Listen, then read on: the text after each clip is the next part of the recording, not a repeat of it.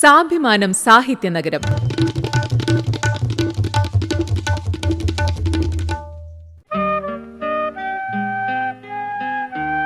എന്റെ കോഴിക്കോട്. സാഹിത്യനഗര പദവി ലഭിച്ച കോഴിക്കോടിന്റെ എഴുത്തുകാരിൽ വിവർത്തകരുമുണ്ടായിരുന്നു. ഭാഷയുടെ വളർച്ചയിൽ വിവർത്തന സാഹിത്യത്തിനും വലിയൊരു പങ്കുണ്ടായിരുന്നു.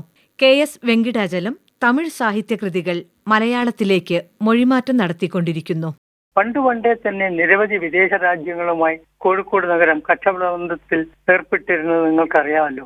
തുറന്ന മനസ്സിലാണ് ദൈവം താമസിക്കാൻ വരിക എന്ന് ഓഷോ പറഞ്ഞിട്ടുണ്ട്. കോഴിക്കോട്ടുകാരുടെ തുറന്നത് മനസ്സാണ്. സ്നേഹത്തിന്റെ ഭാഷ മാത്രമേ അവർക്കറിയൂ. പരിഭാഷകളെ സ്വീകരിക്കുന്ന ഒരു നഗരമാണ് കോഴിക്കോട്. പരിഭാഷ എന്നത് ഒരു സാംസ്കാരിക പ്രവർത്തനമാണ്.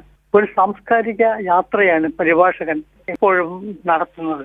അടിസ്ഥാനപരമായി ലോകത്തെവിടെയും വികാരങ്ങൾ ഒന്നു തന്നെയാണ്. വ്യത്യാസം എങ്ങനെ പ്രകടിപ്പിക്കുന്നു എന്നതിൽ മാത്രമാണ്. അത് കണ്ടെത്തുകയാണ് പരിഭാഷകൻ ചെയ്യുന്നതും പങ്കുവയ്ക്കുന്നതും. മറ്റൊരു വിധത്തിൽ പറഞ്ഞാൽ രണ്ട് വ്യത്യസ്ത സംസ്കാരങ്ങളെ കൂട്ടിയിണക്കുന്ന ഒരു പാലമാണ്, ഒരു കടത്ത തോണിയാണ് പരിഭാഷ.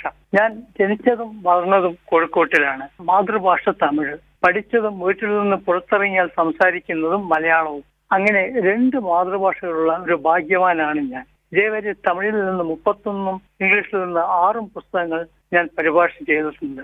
2017 കേന്ദ്ര സാഹിത്യ അക്കാദമി അവാർഡും 2017 തന്നെ തമിഴ്നാട്ടിലെ അവാർഡായ നല്ലി ചിന്നസ്വാമി അവാർഡും കൂടാതെ ഈ വർഷം 2025 തമിഴ്നാടിന്റെ മോഡേൺ തമിഴ് ലിറ്ററേച്ചർ പ്രൊമോഷൻ അവാർഡും എനിക്ക് ലഭിച്ചിട്ടുണ്ട്. നമ്മൾ പരിഭാഷകളിലൂടെയാണ് സ്വയം മനസ്സിലാക്കുന്നതും അവനവൻ എവിടെ നിൽക്കുന്നു എന്ന് തിരിച്ചറിയുന്നതും. കോഴിക്കോടിന്റെ ശക്തിയും സൗന്ദര്യവും വഴിയൊരുക്കുന്നത് ആ തിരിച്ചറിയലിലേക്കാണ്. അതൊരു ചെറിയ കാര്യമേ അല്ല. മറ്റിടങ്ങളിൽ നിന്നു വന്ന പുതുതലമുറയിൽപ്പെട്ട പലരും കോഴിക്കോടിനെ നെഞ്ചിലേറ്റിയവരാണ്. ഇളങ്കോയെ പരിചയപ്പെടുത്തുന്നു കോഴിക്കോട്ടെ മാധ്യമപ്രവർത്തകൻ KK ജയേഷ്. 24 വർഷങ്ങൾക്ക് മുമ്പാണ് തമിഴ്നാട് തഞ്ചാവൂർ സ്വദേശിയായ ഇളങ്കോ ഓഡൈ എന്ന യുവാവ് കോഴിക്കോട് നഗരത്തിലെത്തിയത്. ജീവിതമാർഗം തേടി ഈ നഗരത്തിലെത്തിയ ഇളങ്കോയ്ക്ക് ആശ്രയമായത് പുസ്തകങ്ങളായിരുന്നു. പുസ്തകങ്ങളും സഞ്ചിയിലേന്തി നഗരത്തിൽ അദ്ദേഹം വായനക്കാരെ തേടി അലഞ്ഞു. ഈ യാത്രക്കിടയിൽ ഇളങ്കോ മലയാളം പഠിച്ചു. വിൽപ്പനയ്ക്കുള്ള മലയാളം പുസ്തകങ്ങൾ വായിച്ച് ഈ നാടിന്റെ ഗന്ധം നെഞ്ചേറ്റി. എഴുത്തുകാരുമായി സൗഹൃദമുണ്ടാക്കി, കഥകൾ എഴുതി, പാട്ടുകൾ പാടി. സാഹിത്യനഗരമായ കോഴിക്കോട്ട് വായനയെ സ്നേഹിക്കുന്നവർക്കെല്ലാം സുപരിചിതനാണ് ഇന്ന് ഇളങ്കോ. തഞ്ചാവൂർ കല്യാണ ഓടൈ ഗ്രാമത്തിലായിരുന്നു ഇളങ്കോയുടെ ജനനം. കല്യാണ ഓടൈ ഇളങ്കോ എന്ന പേരിൽ കൽക്കി, റാണി, കുമുദം, കുങ്കുമം തുടങ്ങിയ തമിഴ് മാസികകളിലെല്ലാം കഥകൾ എഴുതാറുണ്ടായിരുന്നു. ജീവിത പ്രയാസങ്ങളാണ് തന്നെ കേരളത്തിലെത്തിച്ചതെന്ന് ഇദ്ദേഹം പറയുന്നു. ബാഗ് നിറയെ പുസ്തകങ്ങളുമായി ഓഫീസുകളിലും കടകളിലുമെല്ലാം ഇദ്ദേഹം എത്തി. പതിയെ കോഴിക്കോട്ടുകാരനായി മാറിയ ഇളങ്കോയ്ക്ക് മലയാളം, തമിഴ് സാഹിത്യത്തെക്കുറിച്ചെല്ലാം നന്നായി അറിയാം. സിനിമയാണ് ഇളങ്കോയുടെ മറ്റൊരിഷ്ടം. പുസ്തക വിൽപ്പനയ്ക്കിടെയാണ് മലയാള സിനിമയ്ക്കുള്ള കഥകളുമായി ഇദ്ദേഹം സംവിധായകരെ തേടിപ്പോയത്.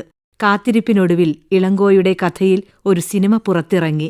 മറാത്തി ഭാഷയിൽ ചിത്രീകരിച്ച പ്രീതം എന്ന ചിത്രം നല്ല അഭിപ്രായം നേടിയതിന്റെ സന്തോഷത്തിലാണ് ഇളങ്കോ.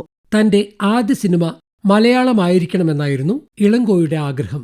എന്നാൽ മലയാളത്തിൽ ഒരുക്കാൻ തീരുമാനിച്ച ചിത്രം പിന്നീട് മറാത്തി ഭാഷയിൽ പുറത്തിറങ്ങുകയായിരുന്നു.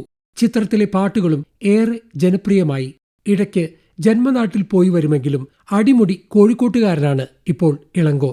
മലയാള ഭാഷയെയും സാഹിത്യത്തെയും സിനിമയെയും സ്നേഹിച്ച് ഈ നഗരത്തിൽ ജീവിക്കുന്ന ഇളങ്കോയെ പോലുള്ളവർ കൂടിയാണ് സാഹിത്യ നഗരത്തിന്റെ കരുത്ത്. സാഭിമാനം സാഹിത്യനഗരം.